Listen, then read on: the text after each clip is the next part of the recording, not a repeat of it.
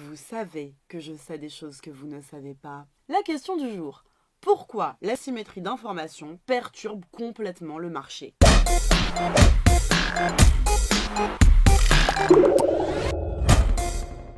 Toute notre histoire a commencé par la construction théorique d'un marché parfait. Très apprécié des économistes néoclassiques parce que le marché parfait conduit à un équilibre qui est en même temps un optimum. N'est-ce pas merveilleux ? Alors que chaque individu poursuit son petit intérêt personnel, on arrive à un optimum collectif. Mais vous aviez dit que cet optimum était tourné du côté de l'efficacité et pas forcément de l'équité. C'est vrai, mais c'est déjà quelque chose. Le marché parfait conduit à une allocation telle qu'on ne pourrait pas améliorer la situation d'un individu sans détériorer celle d'au moins une autre personne. C'est déjà pas si évident d'en arriver là. Mais le marché ne marche pas toujours.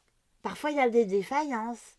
Par exemple, les externalités. C'est ça. La concurrence pure et parfaite repose sur 5 hypothèses qui sont malheureusement loin d'être toujours réunies. Ouais, on est tous réunis! Je les rappelle. Atomicité.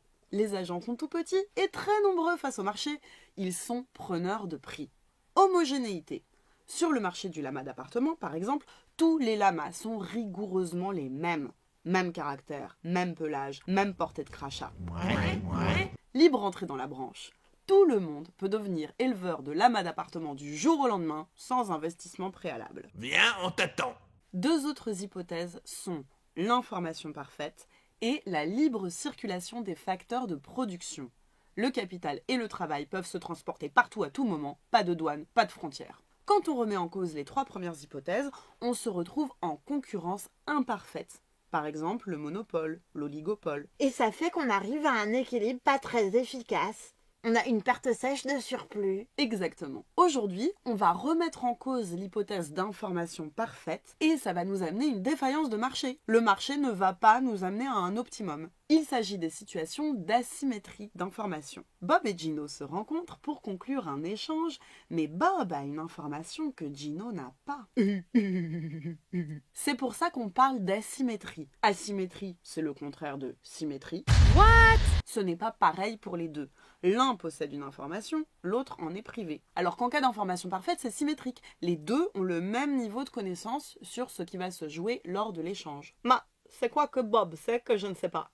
Il n'y a pas moyen pour moi de réparer? Je sais faire les recherches sur Google. Je me renseigne. Il y a 2 types d'asymétrie d'information. Ouais, c'est nous les 2 types.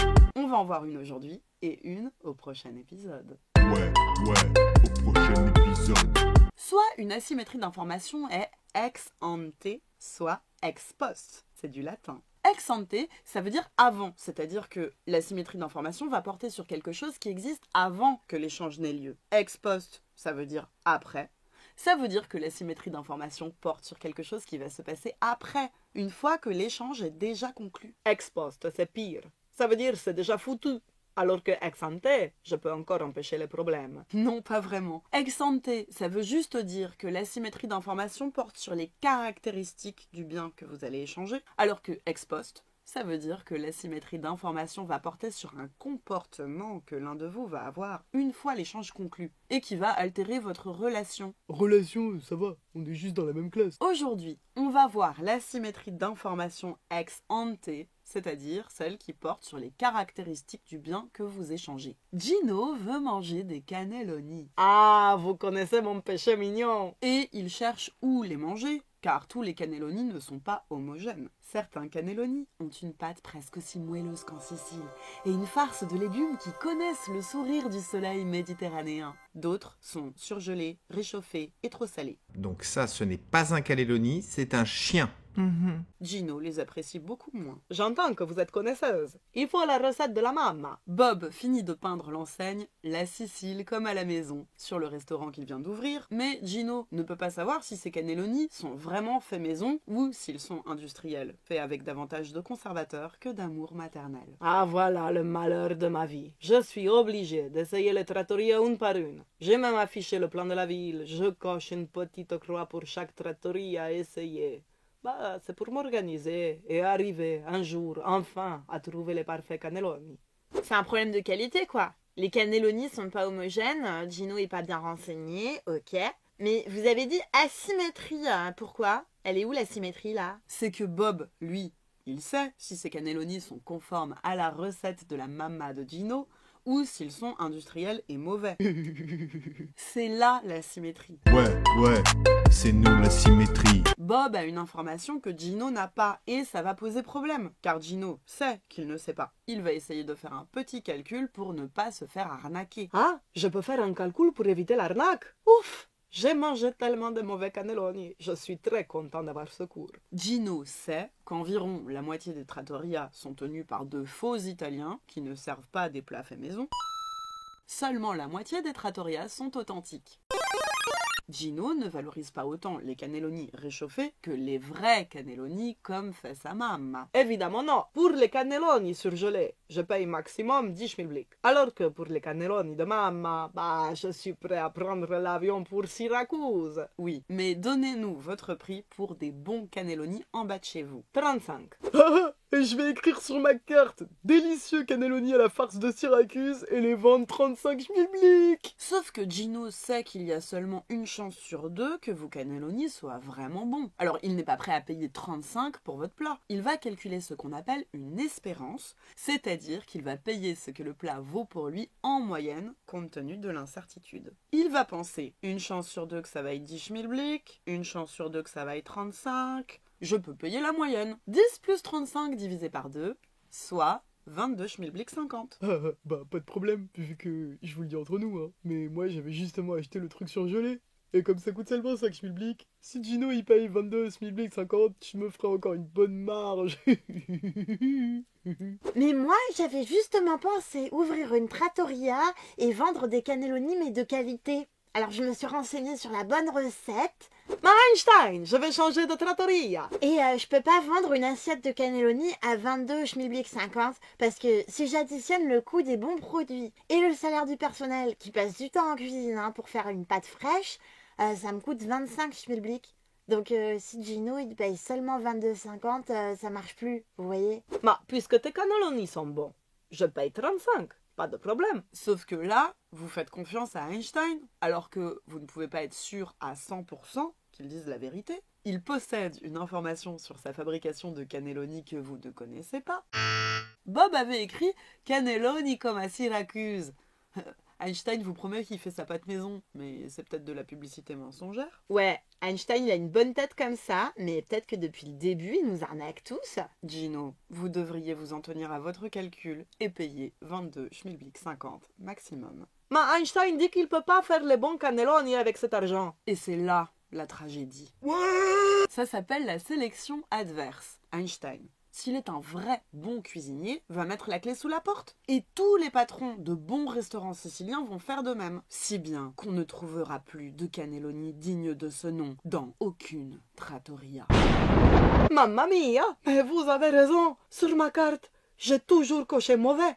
J'ai changé de trattoria à chaque fois, en quête de la bonne. Et là, vous venez de dire, je la trouverai jamais. C'est ça qui est terrible. Le marché ne marche pas. Il évince les bons produits. On ne trouve plus que des produits de mauvaise qualité. Alors qu'il y aurait eu une offre et une demande pour les produits de bonne qualité. Mais puisque je vous dis que c'est un chien, Des échanges mutuellement avantageux seraient possibles. Et à cause de ce problème d'asymétrie, ils n'auront pas lieu. La situation canonique de l'asymétrie d'information ex ante a été décrite par un économiste qui s'appelle Akerlof, qui est né en 1940 et qui vit encore aujourd'hui. Ah, il vit encore? Je lui envoie le gros bisou. Il vient de m'économiser énormément de dépenses pour chercher mon plat préféré. Akerlof a écrit un article qui s'appelle Markets for Lemons et qui parle du marché des voitures d'occasion. Il y a des voitures en bon état et des vieux tacos pourris. Les acheteurs ne peuvent pas savoir s'ils sont face à une bonne voiture ou à un taco. Seuls les vendeurs connaissent leur voiture. Attendez les gars, offre à pas rater. Je vous fais les deux pour le prix d'une. Si les acheteurs connaissent la proportion de bonnes et de mauvaises voitures, ils vont accepter de payer un prix moyen égal à l'espérance de la valeur de la voiture. Mais pour les bons vendeurs, ce prix est trop bas. C'est la sélection adverse. Ils vont préférer se retirer du marché. On dit market for lemons parce qu'en anglais, le mot lemon qui veut dire citron est utilisé pour parler des tacos pourris. L'idée, c'est qu'on n'imaginait pas que ça allait être aussi acide. Mais il pourrait quand même trouver un système pour prouver qu'ils sont de bonne foi. Par exemple, moi j'ai l'appli La Fourchette d'Or. Bah, quand je mange quelque part, si c'est nul, j'écris que c'est dégueu et je mets une étoile, point barre. Bah, Einstein et Bob, ils peuvent plus tricher. Ah, génial! La fourchette d'or, tu dis? Effectivement, c'est ce qu'on appelle un signal. Un signal est un label sur la qualité du produit qui ne peut pas être acquis par celui qui vend le mauvais produit. Par exemple, pour une voiture, ce serait le contrôle technique. Le contrôle quoi? Je vais vous donner à ce sujet un exemple plus surprenant. En économie, on considère généralement l'éducation comme un investissement en capital humain. On suit des études pour devenir plus performant, apprendre des choses qui nous rendront plus productifs. Mais il existe une autre théorie sur l'éducation complètement différente qui dit que l'éducation n'est qu'un simple signal pour résoudre une asymétrie d'information. Il y aurait des individus productifs, intelligents, fiables, adaptables, et d'autres moins productifs, des flemmards, rigides, peu curieux. Ah. D'après cette théorie, ces caractéristiques seraient complètement indépendantes du fait d'avoir suivi ou non des études. Mais un employeur, lorsqu'il reçoit un candidat, ne peut pas savoir s'il a affaire à un intelligent adaptable ou à un flemmard rigide. Il acceptera donc de payer un salaire moyen pour tous et non pas un haut salaire correspondant à la productivité du travailleur fiable. Les productifs risquent de refuser de travailler comme salariés. C'est mort, c'est mort, c'est mort, c'est mort, c'est mort. Pour remédier à ce problème d'asymétrie, les productifs vont suivre de hautes études pour accumuler de hauts diplômes, non pas parce que ça améliore leur productivité, mais parce que les études récompensent les travailleurs qui sont déjà naturellement les plus productifs. Les diplômes seraient un simple signal pour prouver la qualité du travailleur et non pas une valeur ajoutée. En gros, tout ce que vous nous racontez depuis tout à l'heure, ça va pas nous rendre meilleurs dans notre boulot. Mais si on a une bonne note à votre contrôle, ça prouvera à notre futur employeur qu'on est fort. C'est ça. Ce que vous devez retenir. Les asymétries d'information sont des situations d'échange dans lesquelles une seule des parties a une information complète. Ces asymétries peuvent exister ex ante, avant la transaction, ou ex post, après la transaction. Ex ante, l'asymétrie porte sur les caractéristiques des produits échangés. Il y a des biens de bonne qualité et des biens de mauvaise qualité. Mais seul le vendeur a cette information. L'acheteur sait seulement qu'il existe des vendeurs de bonne qualité et des vendeurs de mauvaise qualité. Il va donc accepter de payer un prix moyen. Ce prix sera jugé trop bas pour les vendeurs de bonne qualité. Ils vont se retrouver évincés du marché. C'est ce qu'on appelle la sélection adverse, décrite par l'économiste Georges Akerlof. La situation est sous-optimale, le marché pour le bien de bonne qualité n'existe plus. C'est une défaillance de marché. Le signal est une solution à cette impasse. Les vendeurs de bonne qualité peuvent prouver leur bonne foi grâce à un label par exemple. Mais c'est coûteux pour eux.